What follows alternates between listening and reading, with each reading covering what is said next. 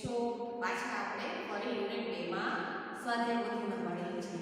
Unit 2 માં આપણે જોયું the colourful umbrella are colourful અને ધ લવલી ફેર.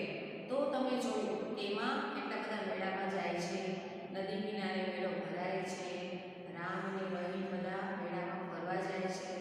એવી રીતે તમને સ્વાધ્યાય પોથીમાં એની લક્ષીને પ્રશ્નના જવાબ, ખરા ખોટા, ખાલી જગ્યા આ બધું જ કરવાનું છે.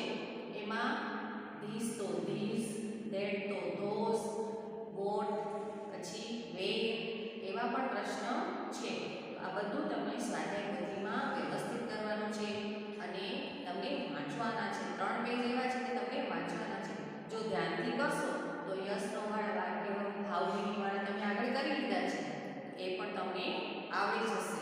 તો અહીંયા આપણો કોર્સ પણ પૂરો થાય છે. તો તમને મોડલ પેપર છે સ્વાધ્યાય પોથીનું એ લખવાનું છે પ્રેક્ટિસ માટે. એનાથી તમને પ્રેક્ટિસ થશે એ ઇંગ્લિશનું પેપર કેમ લખાય. તો ચાલો આપણે જોઈએ સ્વાધ્યાય પોથીમાં યુનિટ 2. તો ચાલો યુનિટ 2 આપણે શરૂ કરીએ છીએ. Umbrella are colourful. તો સ્વાધ્યાય પોથીમાં શરૂઆત કરીએ. Where is the fair? The fair is in Bakshipur. Is the fair on the river bank? Yes, the fair is on the river bank. Who are there in the fair? Men, women and children are there in the fair. Are there toy shops? Yes, they are. And are there milk stall? No, there aren't. Is there the balloon man in the fair? Yes, there is. Where is the balloon man? The balloon man is near the tea stall. પછી are him neighbors at the fair? Yes, there are. Is the merry-go-round small? Yes, it is. Is the joint wheel small?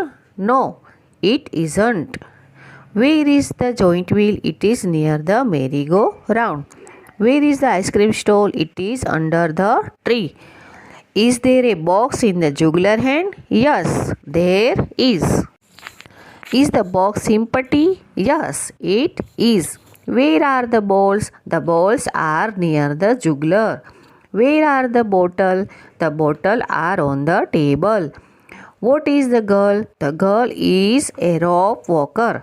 Where is the girl? The girl is on the rope. What is there in her hand? There is a long bamboo in her hand. તો ચાલો જોઈએ ખરા ખોટા, true and false. The balloon man is near the ice cream stall. Wrong. A merry-go-round is hung. તો wrong. An ice cream stall in under the tree. Right. આવી રીતે તમારે 16 ખરા ખોટા કરવાના છે. ધ્યાનથી કરજો તો તમને આવડી જશે. બહુ અઘરા નથી. 16 કરી નાખજો અને રાઈટ રોંગની નિશાની કરજો. હવે આવે છે ખાલી જગ્યા.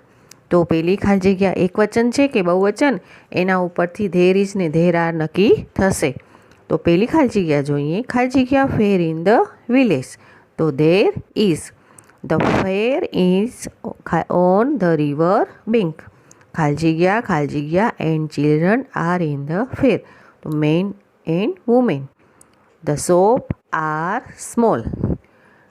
5મી ખાલી જગ્યા છે ખાલી જગ્યા tea stall in the fair. તો there are. 6ઠી છે ખાલી જગ્યા a balloon man in the fair. તો there is. એવી રીતે 7મીમાં નિયર, 8મીમાં સ્મોલ, 9માં હંગ, 10મીમાં અંડર, 11માં ઇન, 12માં બોલ્સ, 13માં બોટલ્સ અને 14માં ઓન અને 15માં ધેર ઇઝ. આ તમારા વિકલ્પ બાજુમાં આપેલા છે. ધ્યાનથી કરજો તો તમને આવડી જશે. હવે શરૂ કરીએ છીએ વોટ અને વેર. તમે આગળ પણ શીખી ગયા છો કે વોટ એટલે તે શું છે અને વેર એટલે ક્યાં. તો એવી રીતે તમને એક ઉદાહરણ પણ આપ્યું છે. એમાં તમારે ઇન, અંડર, ઓન અને નિયરનો ઉપયોગ કરવાનો છે. એવી રીતે જો તમને પ્રશ્ન પૂછાય તો ઓન એટલે ઉપર, એમ અંડર એટલે નીચે, નિયર એટલે પાસે અને ઇન એટલે અંદર. તો અંદર, નીચે, ઉપર અને પાસે આવી રીતે તમારે કરવાના છે. તો એક્ઝામ્પલ જોઈએ. Vote is it? તો તે શું છે? ઇટ ઇઝ એ બનાના, તે કેળું છે. વોટ કલર ઇટ ઇઝ, તો તે કયા રંગનું છે. એવી રીતે તમને ઉદાહરણ આપ્યું છે, તમને આગળ કરવાનું છે. આગળ જોઈએ page number 56. It is a yellow, તે પીળા રંગનું છે. વેર ઇઝ ઇટ, તે ક્યાં છે. તો it is on the table, તે ટેબલ પર છે. એવી રીતે તમને ચોથા પ્રશ્નમાં પેલું લખ્યું છે કે વોટ ઇઝ ઇટ, તો it is a sunflower. What colour it is a yellow. પછી what is it, where is it, તો it is in the flower vase. તો પહેલાં શું છે, શું પૂછે છે, આ શું છે, એનો કલર ક્યાં છે અને તે શેમાં છે. તો આપણે ત્રણેય પ્રશ્નના જવાબ આપવાના છે. ત્રીજું એક્ઝામ્પલ જોઈએ. વોટ ઇઝ ઇટ, તો it is A parrot. Vote colour it is A green. Wear is it, તે ક્યાં છે, તો it is under the chair. એવી રીતે તમને ચોથું ઉદાહરણ પણ આપ્યું છે અને નીચે છે is there a balloon at the fair. કોઈ પણ એક વ્યક્તિ, વસ્તુ, પ્રાણી, પક્ષી વગેરે વિશે જાણવું હોય તો ઇઝ ધેર વડે આપણે પ્રશ્ન પૂછીએ છીએ. અને જ્યારે આપણે પ્રશ્ન પૂછવો હોય તો આર ધેર સાથે આપણે પ્રશ્ન પૂછી શકીએ.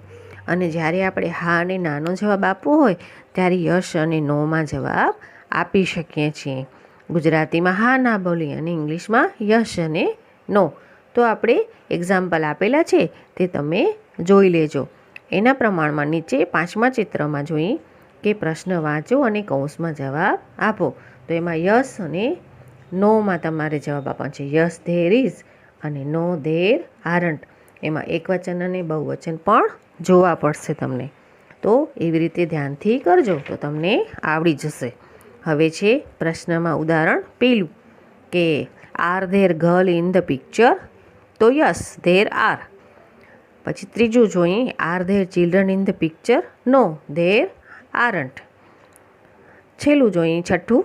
Is there a postman in the picture, no there isn't. આમાં તમને ક્યાંય પોસ્ટમેન દેખાતો નથી. એવી રીતે તમને પેજ નંબર 59 ઉપર કેટલાક શબ્દો પણ આપેલા છે. તો શરૂ કરીએ. શોપ, તો શોપ્સ. એમાં એસ મૂકવાનું છે અને તે શબ્દોને બહુવચન થાય છે. અમુક શબ્દોને એસ વડે પણ બહુવચન થાય છે. તો આ બધા પ્રશ્નોના જે 10 છે ને એ બધા યાદ કરજો. 2-3 વાર વાંચશો એટલે તમને આવડી જશે.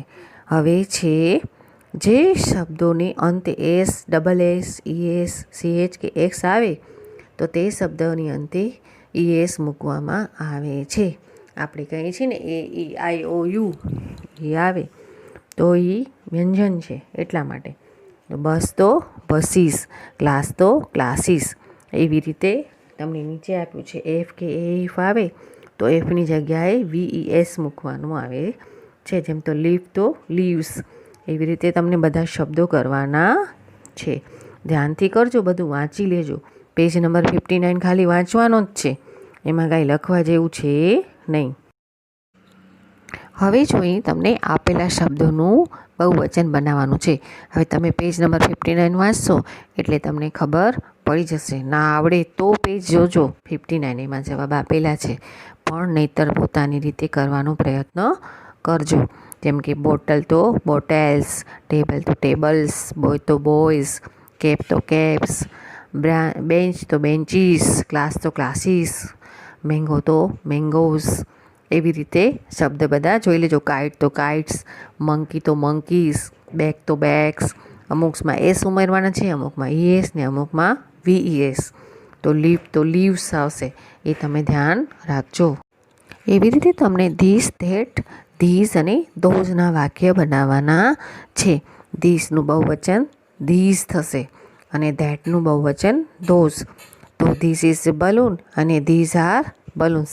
એવી રીતે ઉદાહરણ આપેલા છે તમને, તમે ધ્યાનથી જોઈ લેજો. ઠીક છે, તો તમને જલ્દી આવડી જશે. એવી રીતે ધેટ ઇઝ એ લીફ, તો ધોઝ આર લીવ્સ.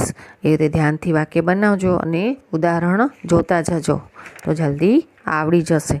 હવે છે ટ્રીનું ઉદાહરણ છે કે ધેટ ઇઝ એ ટ્રી, તો ધોઝ આર ટ્રીઝ.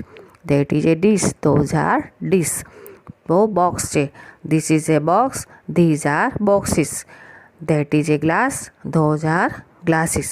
પછી છે mango, this is a mango, these are mangoes. પછી this is a woman, these are womens, that is a child, those are children. એવી રીતે તમને ઉદાહરણ આપેલા છે. પેજ નંબર 64 પર ધીસ ઇઝ એ ફૂટ અને these are feet, that is a mouse અને ધોઝ આર માઇસ. એવી રીતે તમને વાક્ય આપેલા છે. અને બોલનું એક વચન આપેલું છે, બહુવચન તમારે બનાવવાનું છે કે ધોઝ આર બોલ્સ અને ધીઝ આર કાઇટ્સ. એવી રીતે તમે વ્યવસ્થિત બનાવજો, તમને આવડી જશે. હવે છે બસ, તો ધીસ છે તો ધીસ અને ધેટ છે તો ધોઝ.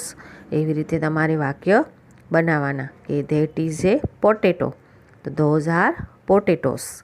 હવે બીજું છે that is A rose, those are rose, that is A star, those are star.